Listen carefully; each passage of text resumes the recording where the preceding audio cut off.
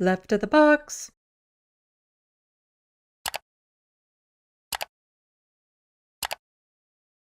Wanted to go over a bit about forest fires going out of control already in Canada. Massive out of control wildfire near Flin Flon moves towards Cranberry Portage, forces evacuations, residents on watch as fire grows to more than 35,000 hectares in size. Another large blaze burns nearby. I don't need to go through all of this article. People can look it up if you want. There's lots of articles about it right now, about fires in general that are already happening here in Canada.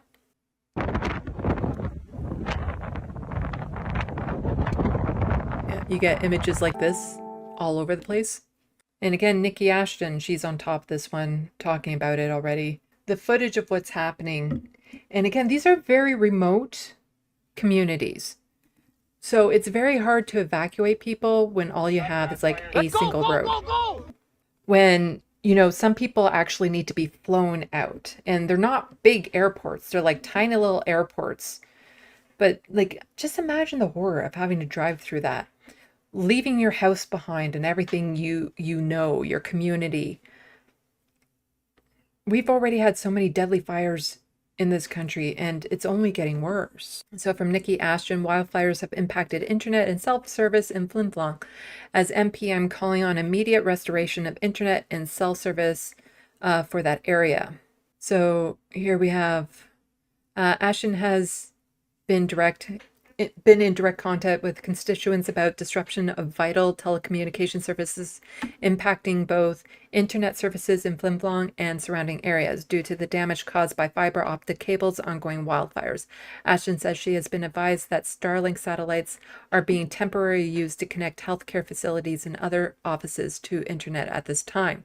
We need Bell, MTS, and the federal government to have jurisdiction over telecommunications to work with Flin Flon and the province to put a backup plan in place now and restore full services as soon as possible.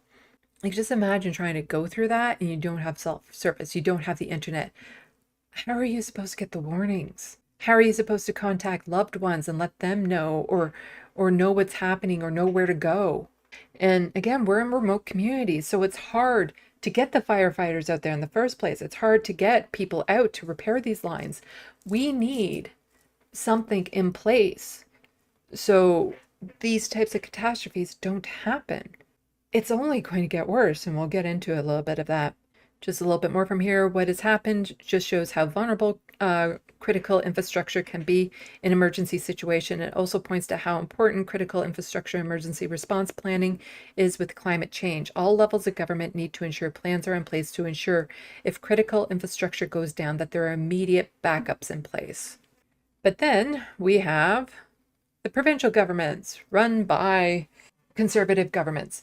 And I already mentioned that about $300 million less in funding for firefighting, emergency firefighting, is happening in Ontario this year, while Alberta is still not fully staffed.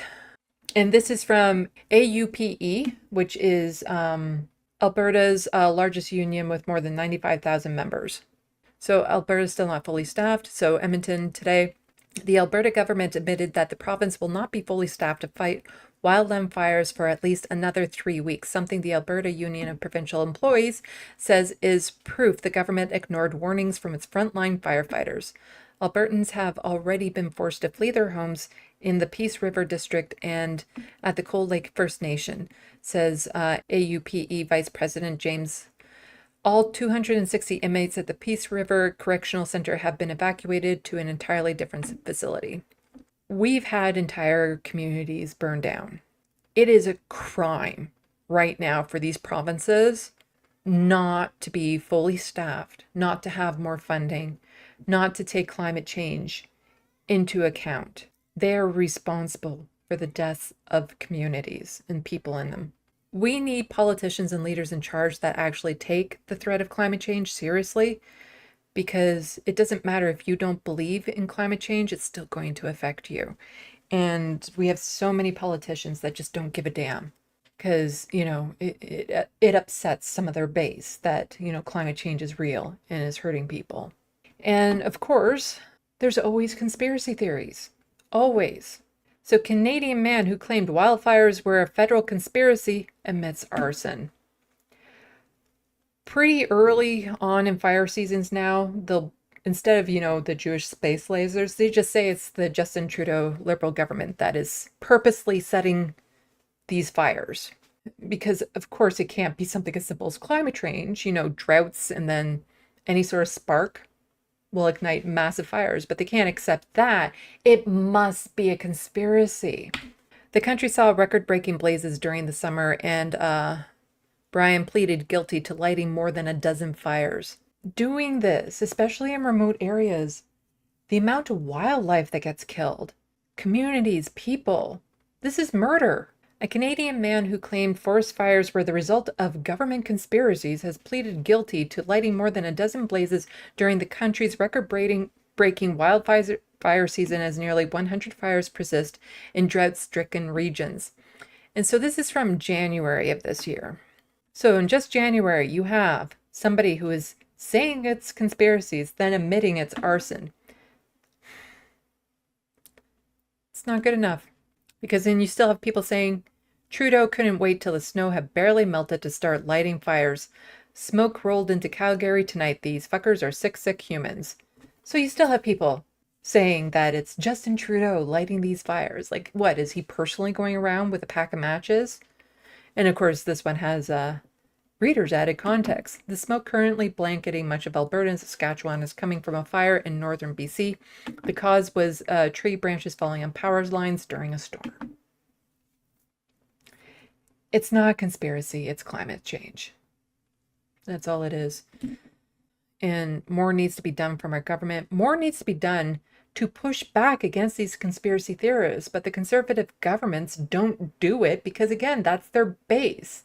They don't want to tell their base they're wrong, that it's conspiracy nonsense, because then that might risk these conspiratorial morons turning on them to then say, well, then you're not the real right. You're not the real truth tellers because you're not telling the truth I want to hear. And Polling Canada has a great account to follow on Twitter, always has a lot of sometimes very disappointingly accurate polls and information. So they tweeted out the 10-year average for burned forest fires at this point in the year is 260K acres. This year, we've already seen 4.13 million acres burned. It was only at 1.33 million this time last year. Also from Polling Canada, top 10 worst wildfires in years in Canada in semi-recent memory, with 2023 ranking the worst at 29.46 million acres burned. So far this year, 4.13 million acres have burned in Canada this year. Like, I suppose on the bright side, there's only a finite amount of forest to burn. It's not going to take long before there's nothing left to burn. Like, it's hard to understand the scope of how much land this is, how much forest this is, and all those trees that have all that carbon in it just being released into the atmosphere. All the ways that, runoff doesn't work the same way anymore. Groundwater isn't retained the same way anymore. Wildlife is displaced or obliterated. Ecosystems are destroyed. Farmland gone. There are times where these hit populated communities and they get almost no warning. And it leads to disaster. And it's already happened and it's going to happen more. And I am so worried this year about fire season. It's just there's something in my gut screaming at me that it's going to be bad.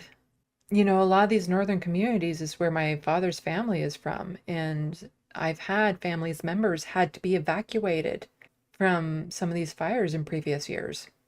Like, when you're in a community that's 8 hours, 9 hours north of Edmonton, how are you going to get the infrastructure in place to fight a massive forest fire? It is, scary, scary, scary.